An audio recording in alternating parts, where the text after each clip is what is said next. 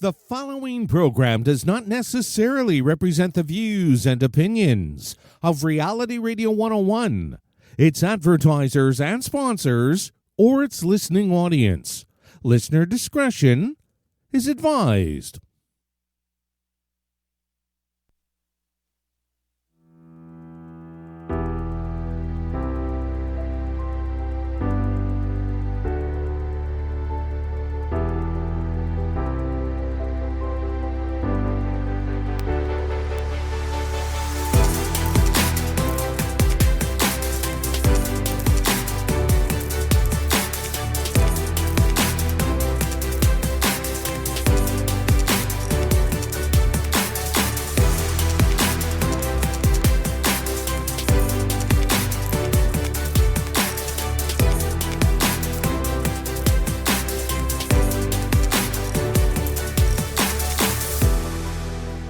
Welcome to the Bear Psychology Radio Show with psychologist, author, and speaker, Dr. Anna Baranowski, where mind, mood, and what matters to you are discussed. We're broadcasting live from Toronto, Ontario, Canada, on Reality Radio 101. Our email address is instudio101@gmail.com.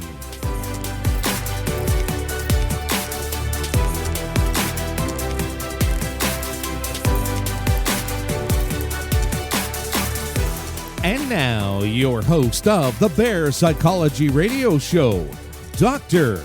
Anna Baranowski. Hi, everyone. I'm so glad to be back again with you today on the Bear Psychology Radio Show, bearing witness to evolving mind, mood, health.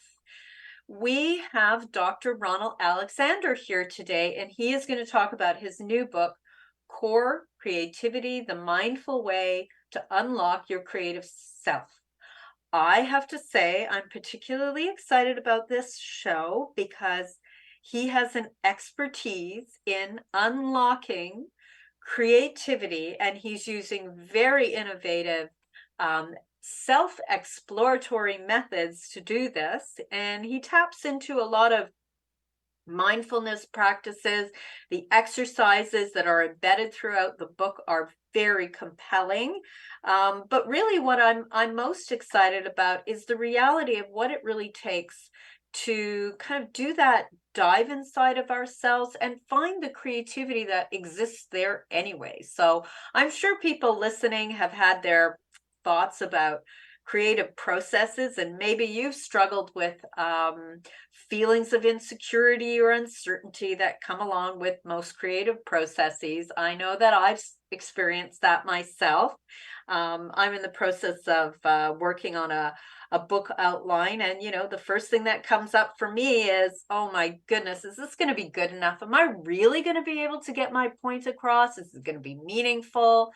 Is it going to say what I really want it to say? And, I'm struggling with that. So maybe Dr. Ronald Alexander, can give us some insight into that process and help us to understand what it really takes. Dr. Ron is a PhD. He's a psychotherapist, and he's an international trainer who's spent more than 5 decades guiding and advising both renowned artists and ordinary people in his strategies for opening the portal to core creativity. Welcome, Dr. Ron. Thank you so much for joining us today. Oh, thank you so much. It's a pleasure to be here with you.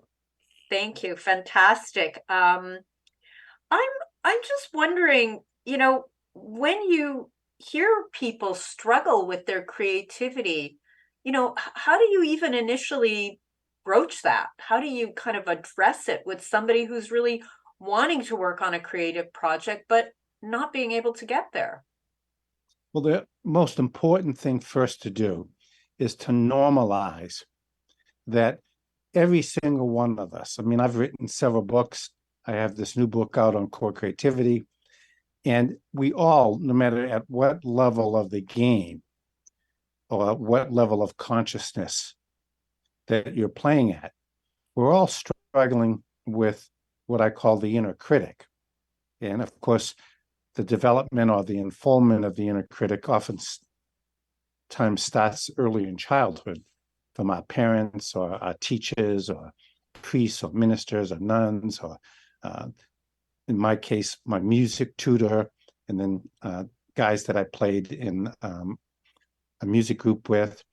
And so it's important to just start first and foremost that, well, of course, you're going to be self-critical.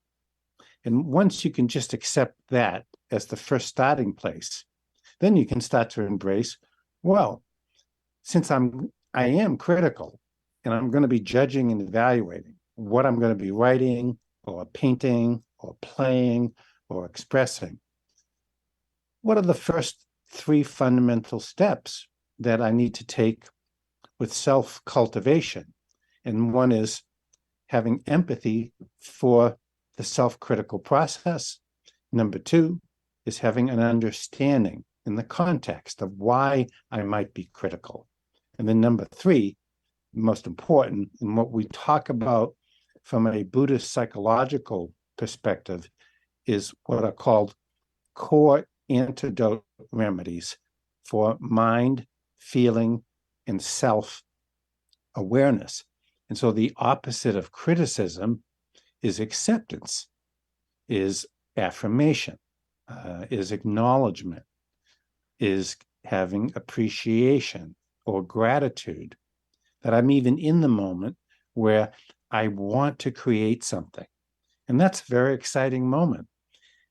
And then the next level to work at shifting to get into the creative process is to be open and to spend time every day, whether it's in prayer, whether it's in quiet, what I call contemplative self-inquiry, or if it's in some sort of more structured form of meditation, for example, absorption meditation, like transcendental meditation, that teaches and suggests that you sit quietly for 20 minutes twice a day, and you allow, by repeating and focusing on a mantra, you allow a quality of bubbling up from the quiet sand beneath the surface of the lake of your unconscious or the ocean of your unconscious, where all creativity resides. Or if it's a form of Buddhist meditation, whether it's Zen or the type of Buddhist meditation I practice twice a day is called mindfulness meditation, is to really just sit quietly and go inside and to discover. That's beautiful. I love this idea of the bubbling up from the lake or the ocean of the unconscious mind, and what can surface. For people who are listening today, I want to encourage you again, if you have questions or stories, ideas that you want to share with us today, you can email us at instudio101@gmail.com and join the conversation with Dr. Ron today. Can you talk a little bit more about kind of almost the courage that it takes to allow a person to sit with what is bubbling up? Because I know that, in my practice, I do a lot of trauma work. That's really the primary focus of my work. And I know asking a client who's really wants to bring forward creativity to meditate for 20 minutes a day would be like, asking them to, do something horrible to themselves, because it's so uncomfortable initially. So it takes courage to really sit, to let whatever is bubbling up to bubble up. Sometimes it's not easy content. It's not creative content. It's something else. So how would somebody navigate that? Okay, well, I have a couple of reflections on that. First and foremost, I always embrace the Zen concept. In Zen meditation, the guideline is we sit just to sit, so that when I'm instructing and guiding individuals to explore their creativity, is to just sit and take time just to be with your creative unconscious. And let go, just set in the mind's eye the positive intention that I wish to have a creative inquiry, and I wish to explore and discover and to link and interlink with each and every aspect of my creative unconscious. So we just start with that's a positive creative intention to sit quietly, to pay attention to one's breath, and then to go within and to sit first in the quiet stillness of within. Now, everyone's going to be saying, quiet stillness, God, when I sit and close my eyes, all my mind just going crazy, and it's planning and it's shopping and it's thinking about what I'm going to do next and what I'm going to have for dinner, and then if I'm going to get some ice cream after dinner, and on and on and on. Yes, all that's going to be going on. But you just have to acknowledge that that's like what I call the 8-track player of the brain. It's just what the mind does.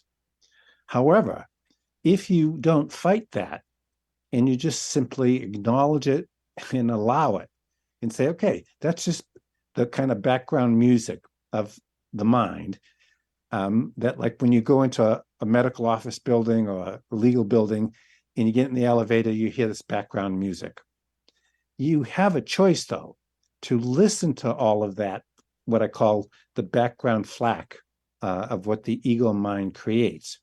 Or you just acknowledge it, and then just by acknowledging all that mind activity, it starts to recede very quickly to the background, where it becomes much quieter and fainter. And then what comes into the foreground is the first level, or the first, what I call the sacred entry into the first room of your creative unconscious. And so, well, what is that room that I title? It's the room of stillness.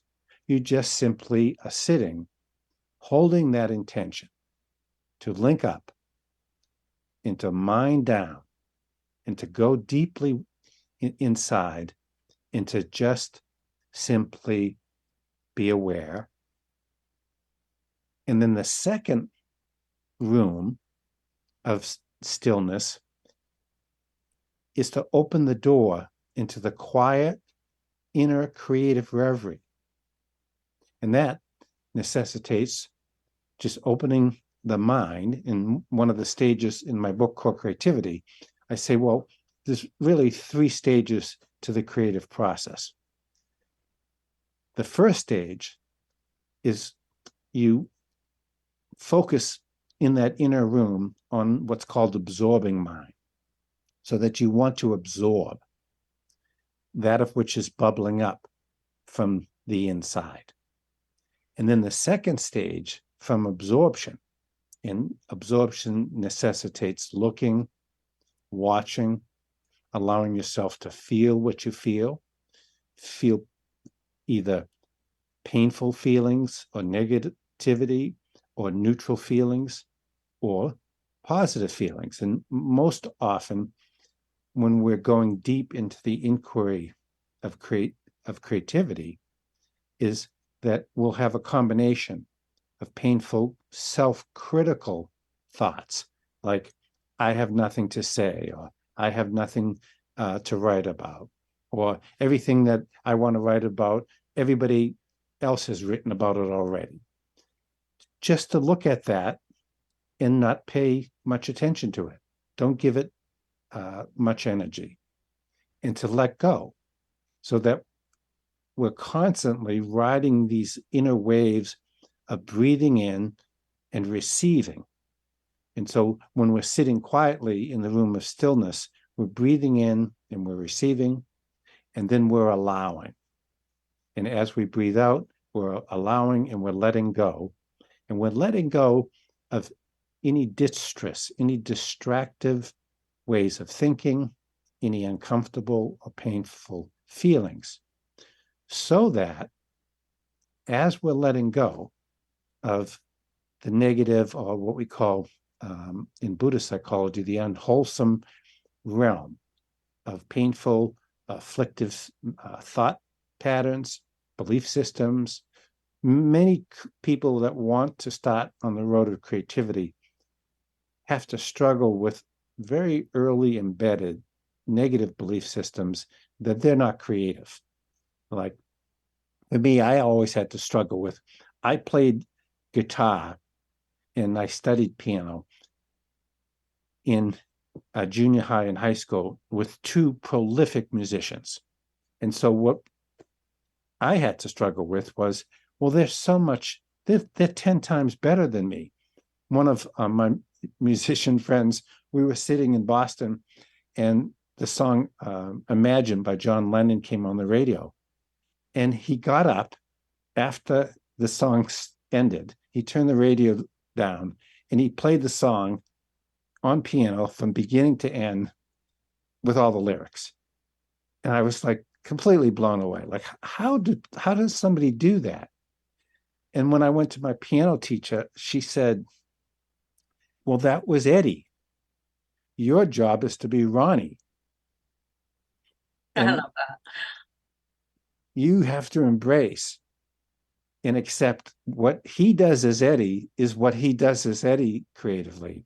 But what you do as Ronnie is what Ronnie does creatively. And she said, instead of us doing classical scales in that moment, she broke frame and she said, I just want you to let your fingers express what you're feeling at your deepest inner core right now. And of course, instead of my hands going into chord progressions on the white keys and the black keys, my fingers went right up onto the black keys. And I just started playing for 10 or 15 minutes, a jazz improvisational tune that I was just making up all on the black keys. And while I was doing this, I had two tracks going on. One track was, wow, this is really cool. And then simultaneously was the track of, this is nonsense. She's a classical pianist. She consults to the Los Angeles Philharmonic. She's going to think this is just garbage and junk. And so what you have to do in a samurai-like way, but hopefully you do it as a playful samurai, is you have to do battle with those negative patterns. And so I just let the negative patterns recede to my background because I had already started in the process of meditation. And then I continued to let my fingers express from that inner quiet place, the inner room of stillness on the black keys. And when I was done, she took a couple of breaths and she went, wonderful, wonderful. It's so great to meet inner Ronnie playing. So you have to find and embrace your connection to who you are and what inner gold, what I call harvesting the inner gold of creativity that resides in every single one of us, whether you've ever played an instrument or you've painted or you've never drawn or you've never written a song or you never have done what you do in a creative way. Everyone has that same capacity to be creative. James Taylor has said that when asked, well, where do the songs come from? And he says, the songs come from when I trust listening deeply into the silence. And Robbie Robertson, one of the famous 5 musicians of the band, that was an outgrowth in the 60s of Bob Dylan's backup band. And then they went on to become known as the prolific The Band. 4 of them were all Canadians. And the lead guitarist and main songwriter,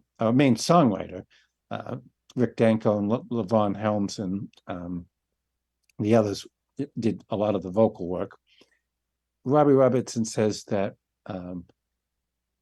creativity comes from the junkyard and the luggage of your imagination.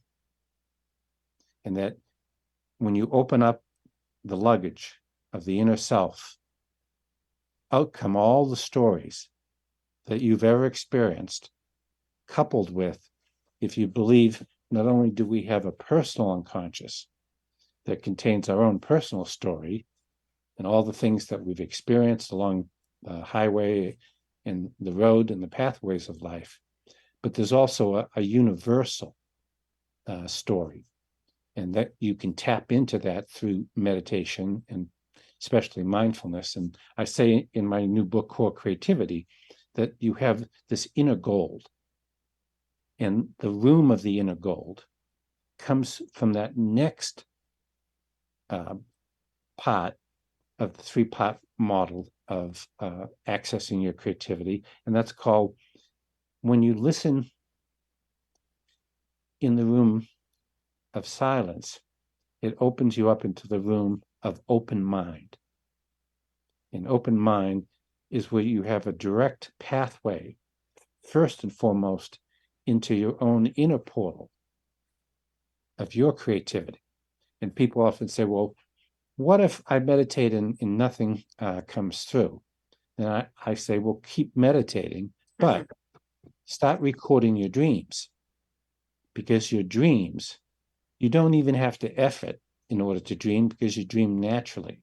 And your dreams oftentimes will give you a direct entree into things that you want to do or you're capable of doing creatively. And dreams are also, your unconscious is always up to something interesting. So everybody listening really needs to just check in with that and come away with that mantra. My unconscious mind has guided me from the time I was born and will guide me until the time that I leave the planet. And my unconscious mind has always been up to something interesting. So in open mind, when you get the personal ego and the personal self out of the way by simply allowing yourself to be, it opens you up into a portal of not only your creative well of being, but of the infinite's creative well of being, or what Carl Jung, the famed Swiss psychiatrist who created Jungian psychology, he said, we all have a personal unconscious, and then we have a collective unconscious. And then there is something that is even vaster, which is known as the Akashic Records. And the Akashic Records contain all information, all knowledge, all music, all art, all literature of all time. And this notion of the collective unconscious, how did I develop? And I brought the term to Western psychology and also to Buddhism, the term open-minded awareness. Is I was in Vienna one summer, and I decided to go up to Innsbruck and to go hiking and biking. And along the way, someone on the train told me, well, you know, we're passing Salzburg. That's the home of Mozart's house in current-day museum. So I decided to get off the train, wandered through the village, and ended up at his house, which is now a museum. And I took a lot of time, maybe 2, 3, 4 hours, went through room by room, and I actually put my glasses on and read a lot of his personal journals. And it jumped out on the page, as Mozart said, to be creative, one must open their mind and free their mind from their own mind. And I had this epiphany, wow, that's open mind. He's talking about, that's how he created. And so then in a further writing of Mozart, he started to describe that whether he was biking, walking, having a cup of tea, or laying in his bed, he would go into quiet and silent reverie, and he would begin to hear the symphony in its entirety, in all aspects, the drums, the violins, the trumpets, everything. And then he would slow his mind down so that he could fine-tune to compose and to write about each aspect of the symphony, all the way down to what each musician would actually have to play. And so on that same trip, I happened to have the good fortune to be invited to meet up in Dublin at the tail end of the Irish music groups, U2, so the European tour. Mm-hmm. So I went and stayed on the same floor with the band in the hotel and sat in the family box. And I was having drinks at 2:30 in the morning in the pub. And I met up with the lead guitarist, Edge, and his wife, Morley. And we were just all talking socially and on a personal level. And he said, Dr. Ron, ever since we finished The Joshua Tree, which was a prolific, brilliant piece of music that they had recorded prior to the Zeropa and the Achtung Baby CD and tour, he said, I found myself, because I really felt that the band had come to a place like a circle of completion, and we were really ready to embark on an entirely different direction with our music and our sound.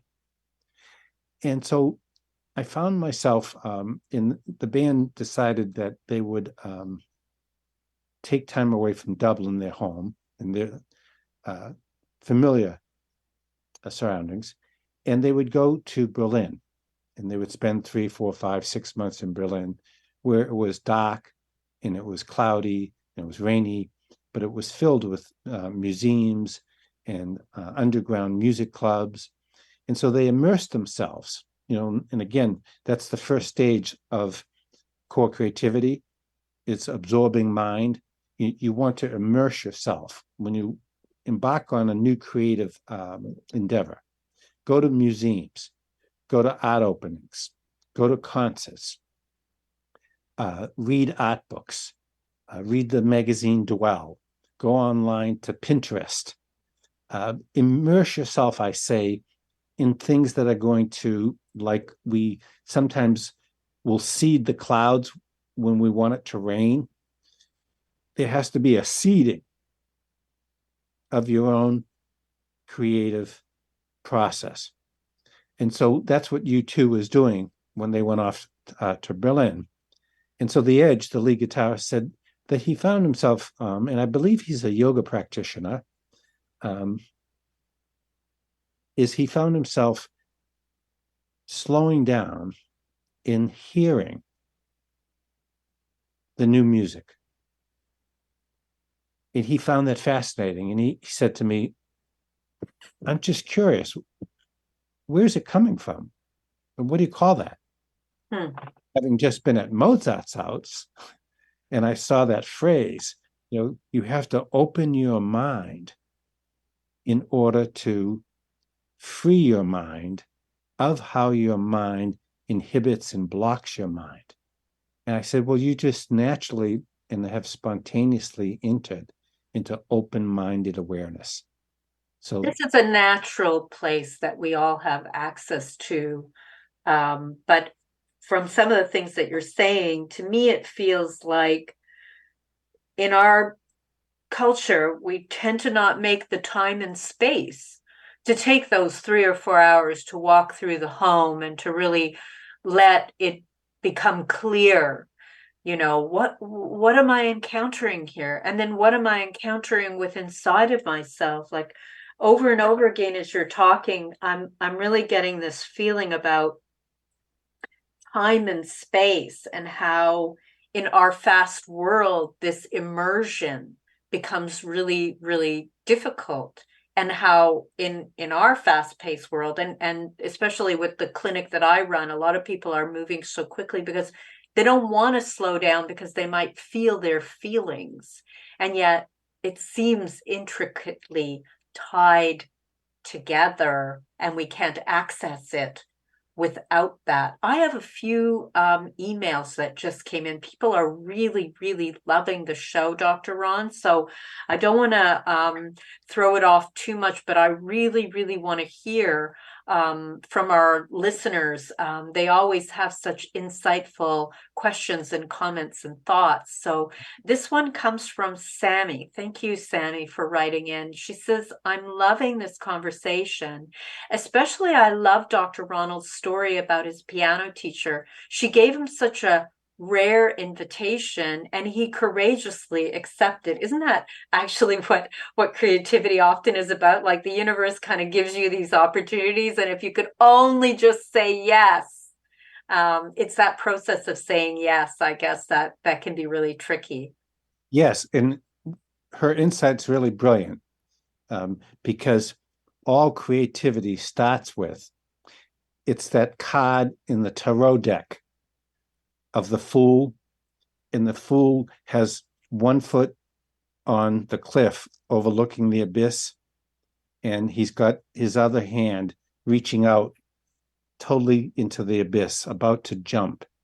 And so you have to be creative, you have to take risks, and you especially have to risk letting go of what I call, whatever your winning formulas have been, and your formulas for creativity, they're always going to be inside of you. So you're not going to lose access to them, but you have to be willing. To get to yes, you also have to be willing to say no.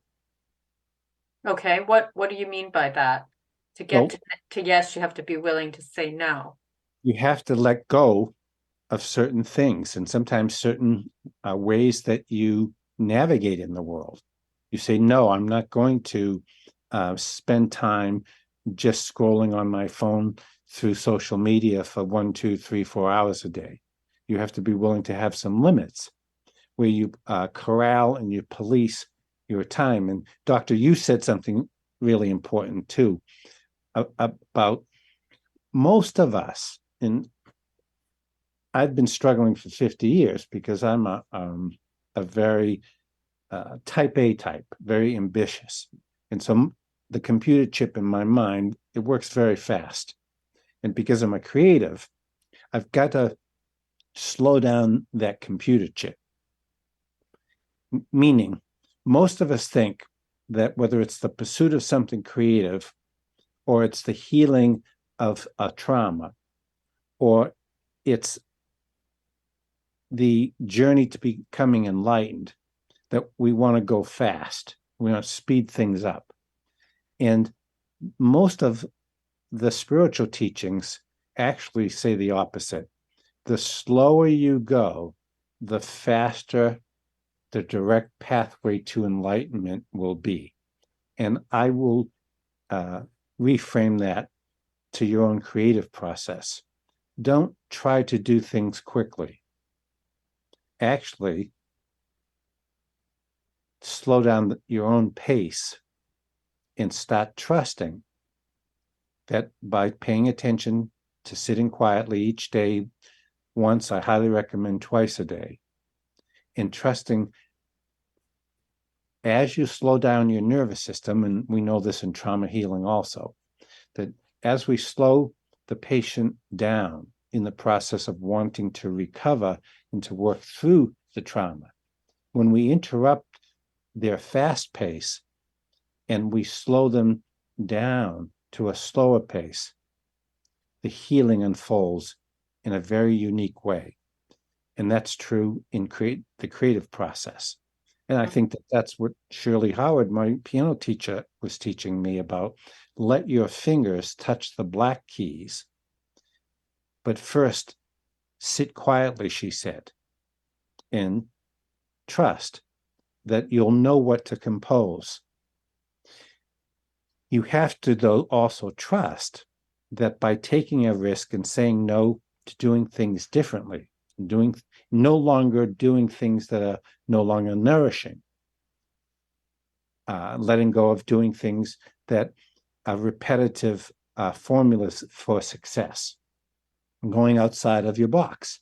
I just love that because, it's so easy to just continue to bring forward exactly the same thing over and over and over again. And I was talking to my colleague, my co-author on one of the books that I wrote, and we'd written this book together, and we both agree. I mean, we love it, and it's done really, really, really well. It's in its fourth edition. And then somebody came forward and asked us to write another book, but also with some of the same elements. And we're talking about wanting my co-author and I write something that is fresh, and the excitement that goes with that is so compelling. And yet, this other thing, well, let's just kind of write the same thing, but in a different format. It draws you in. It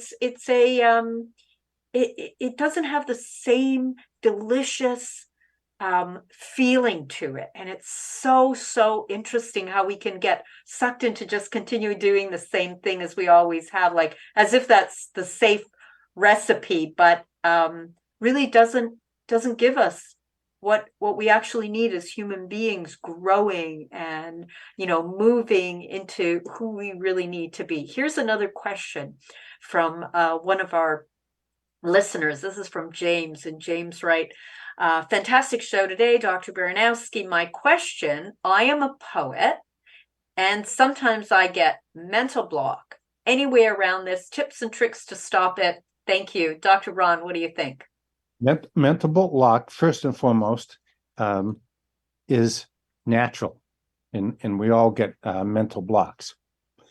The most important thing to do is to sit quietly and go into a state of meditation or contemplative creative inquiry, and to visualize in the mind's eye, the space between your two eyebrows, is to visualize what the mental block is. And then to see if you can assign or notice, is there a particular image? Like, is it a wooden mental block? Is it an ice cube? Or give it a color. Is it a black? Is it brown? Is it red? Or give it a feeling tone to it. Like, is it constricted? Is it contracted? Does the mental block have a quality of containment to it? And then to visualize, so let's just say that the mental block, if I was going to be writing something after our interview and I had a mental block and I visualized that it felt like a piece of wood, is to then to have a visualization where you see yourself sawing through the wood or cutting the wood, or you see yourself taking the wood of the mental block and putting it on a fire and burning it up, so that you're working and you're creatively harnessing your mind power to work with the mental block. Then the second aspect that's very important is don't try to get over the mental block. Embrace it and ask the mental block if it wants to become your friend. Do you want to be friends with me? And if so, why are you here? I'd really appreciate it, since you're my newfound friend, if you'd go away for the next hour so I could get on with the poems that I want to write. Mm-hmm. So embrace it, make friends with it, invite it in for tea, so to speak. Oh, here's mental block. Oh, my old friend, come on in. Let's have some tea together. And then the last thing that I suggest as another tool, because mental block is it's a fierce hindrance to creativity, and we all struggle with mental block, is to accept that mental block will vanish. It won't stay ever present. I want to talk a little bit about a book that I received from an author. Her name is Sammy Bennett.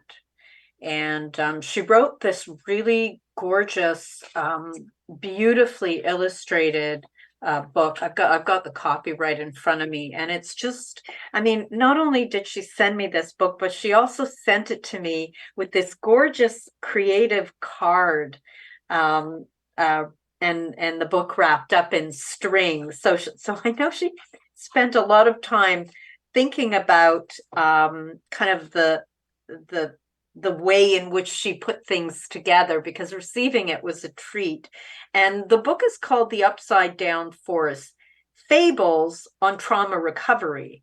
So, it seems to me that Sammy is drawing from the most difficult things in life and yet creating something that is profoundly interesting, with stories that help illustrate and help us to deeply understand something in a very unique voice. So in the book, it's a collection of illustrated fables that depict various aspects of trauma recovery, and it's a really great example of being creative, but Yes. through the lens of life difficulties. And the stories cover recovery, including really hearing and deeply listening to one's own voice, grieving the past, waking up forgotten dreams, and really understanding that our own difficult experiences can actually be a window into our own life and recovery. So Sammy discloses that she's a writer and an actor and a survivor of childhood trauma, and that while she was writing the novel, she found that the stories paralleled her own therapy sessions, and she realized it would be useful for her to incorporate aspects of her inner healing, what she was seeing in her own life at the time. So the story has all these short narratives with insightful questions and these beautiful illustrations. And to me, it's just a moving example of how we can allow things that are very difficult to actually be the foundation of our own growth and creativity. And it seems from looking at the book that it really means allowing that even the difficult things can come to the surface. So if people are interested, The Upside Down Forest: Fables on Trauma Recovery by Sammy Bennett, and it's just a really beautiful book. I would suggest, if people are interested in it, on the back it says, and this is in Sammy's words, "I venture where trees grow upside down, where roots unburied arise." So just thinking about Ken's comment as well, where he says that, this is from one of our listeners: "Are all people creative?" What are your thoughts? Well, yes. And I just want to add first, though, on what you just shared, which is important.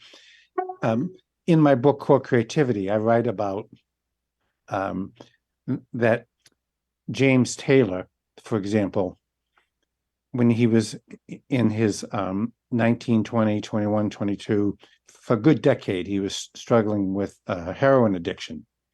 And he called his dad up in either North or South Carolina.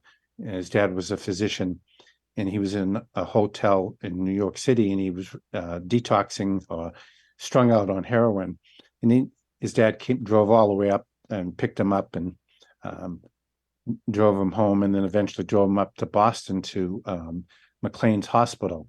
And then when he was in McLean's Hospital, he continued to write songs. And one of his famous songs, Fire and Rain, he composed while he was going through heroin detox as well as mental health rehabilitation.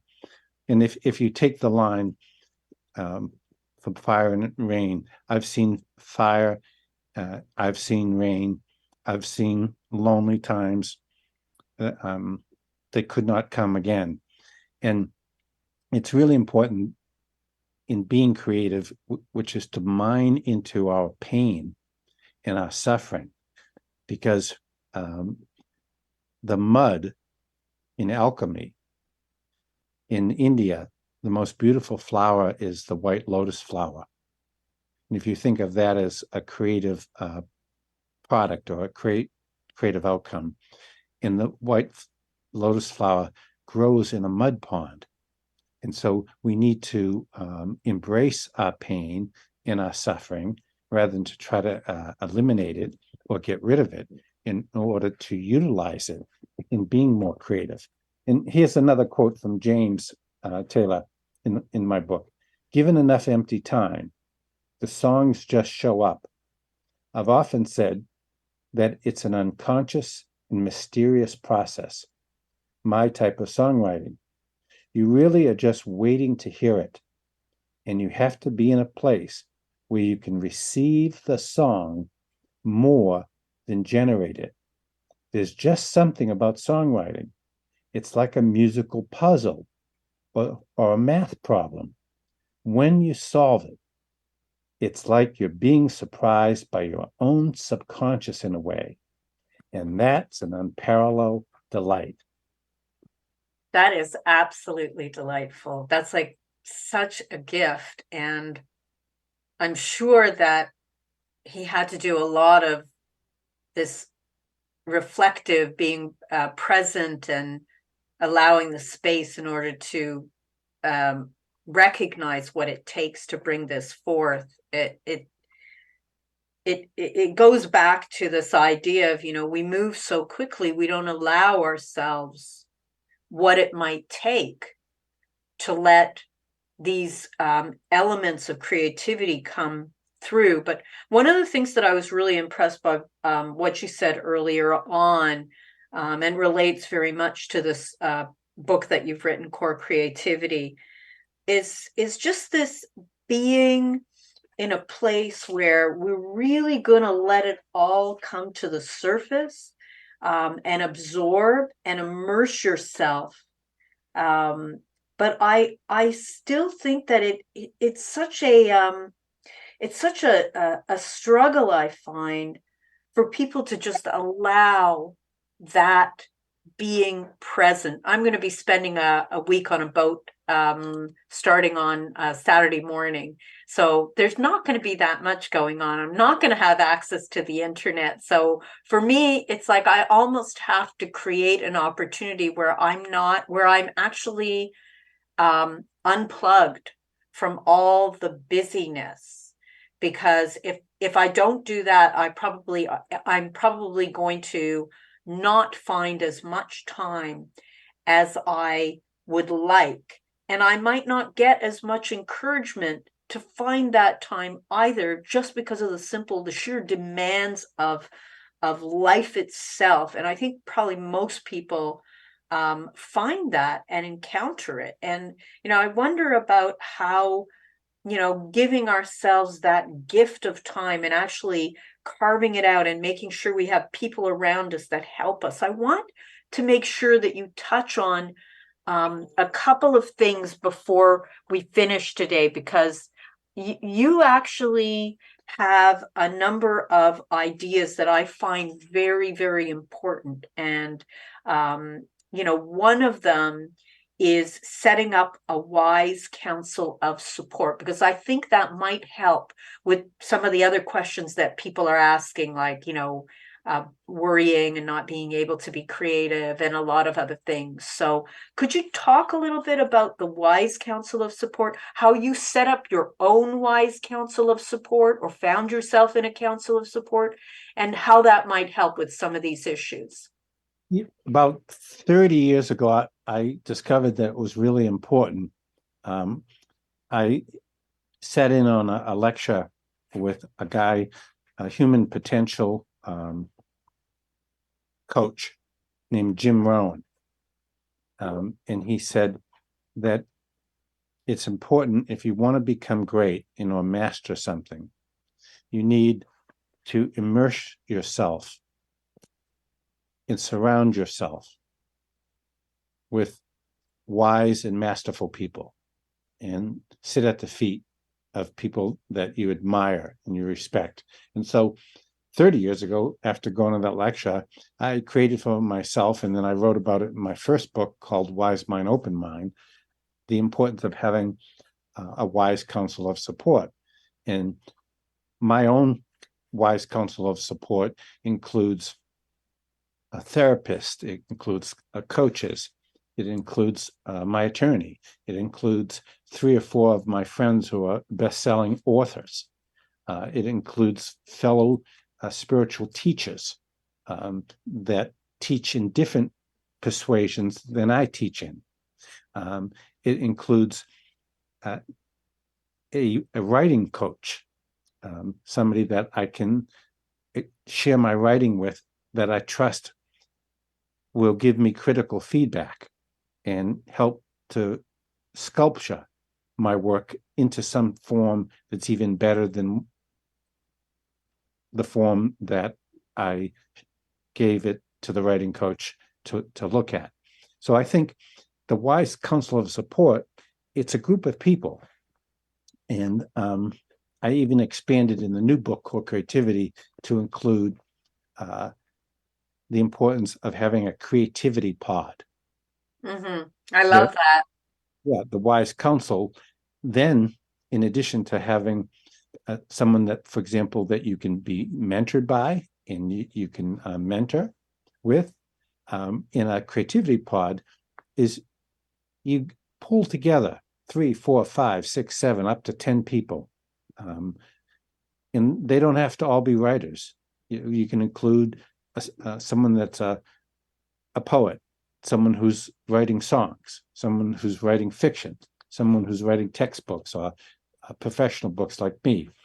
And you meet either once a week, we meet, and sometimes some creativity pods meet every other week. Some meet once a month, and you sit and you share your work from a place of wanting to grow and to expand and to be tapped into open-mindedness and to receive feedback from others.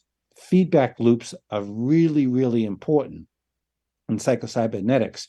If we didn't have feedback loops, the universe is actually a series of feedback loops within feedback loops, if you embrace string theory. And so it's really important to immerse yourself and to be open to inviting other people in to play with you metaphorically, to engage and enroll them into your show, into the movie of your life creatively. And it necessitates having an open mind to receiving, rather than sitting there and just wanting to get feedback that what you just wrote was fantastic, and or the poem or the song that you just composed, or even the presentation that you just gave to your team at the .com company that you work for. Oh, that was just fantastic. Creativity necessitates that you be really open in a kind of fierce and courageous way to receiving feedback that includes positive, neutral, and critical components, because that's how we shaped and how we shift from ordinary creativity to extraordinary creativity. And then one last thing on, because it's been a theme about time, is it takes time to face your blocks and to struggle through your self-criticism, your self-devaluation, even in a severe way. Many of us have had to, because of trauma. I know for myself,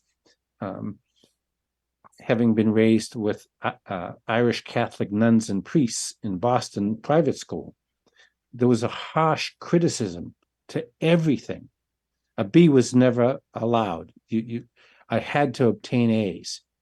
And so we have to take time to really struggle in a compassionate, in a kind and loving way to work through our blocks and our obstacles in a fierce way so that we can ignite the fire of creativity. And we can put onto that fire of creativity, if it's a wooden block, add criticism to the fire of creativity and to harness it and to use it. And it necessitates taking time to do battle with your demons. Definitely. That seems to be captures it so well. So let's say we've done our good work and we've been getting through our anxieties and dealing with the struggles.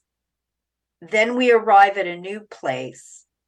You use the word core creativity download.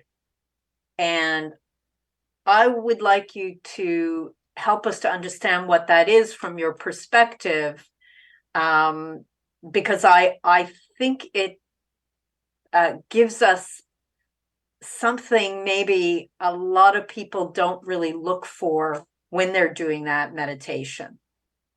Yeah. As an entree into that, I just want to briefly share another interview I did with a young actor, writer and director from Australia. And he was in the House of Cards and the Gianni Vishashi story, and he's in my book, Cody Fern. He says, well, creativity, setting the state to be receptive to new creative ideas, looks like silence in clearing, getting really quiet, saving the reserves of energy.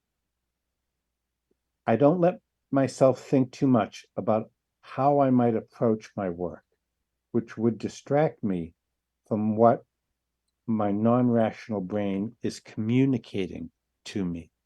And so in order to receive from the download, it's important to set the stage by taking time each and every day to do what I call self-inquiry meditation. And you don't have to embrace any spiritual or religious ideology. You simply pay attention to breathing in on the in-breath and repeat mentally the word receiving. And as you breathe out on the out-breath, you repeat the word deepening. So you're receiving on the in-breath, you're deepening on the out-breath, and then the next breath you say allowing on the in-breath, and then on the out-breath, letting go into creativity. So those 4 coordinates make up what I call deep inquiry meditation, so that you sit silently and you discover a very divine and richly textured inner life of a well of creativity, a wellspring of creativity that's always in each of us. Lovely. So, I want to just say, well, we only have a couple of minutes left. And I want to just say that Dr. Ron has a website, ronaldalexander.com, and it is filled with interesting blog articles, descriptions of workshops and training programs.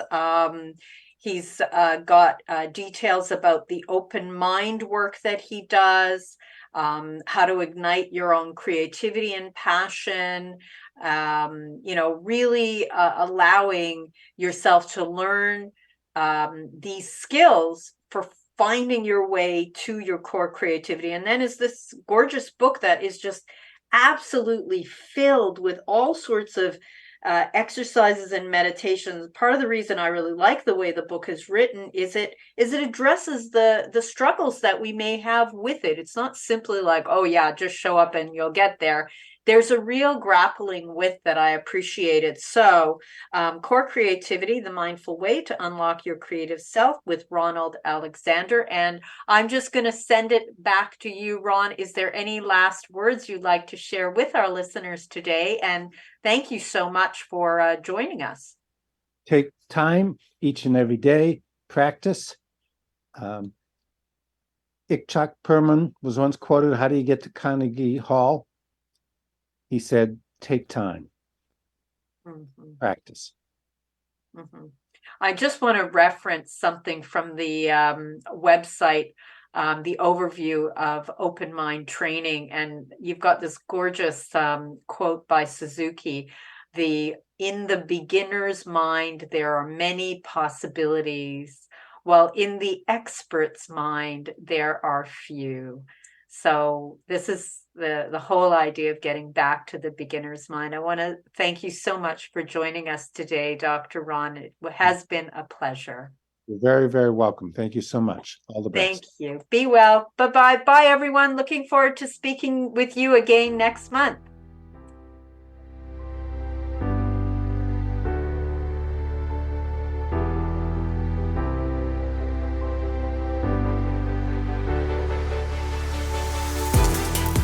Thank you for listening to the Bear Psychology Radio Show with your host, Dr. Anna Baranowski, right here on Reality Radio 101.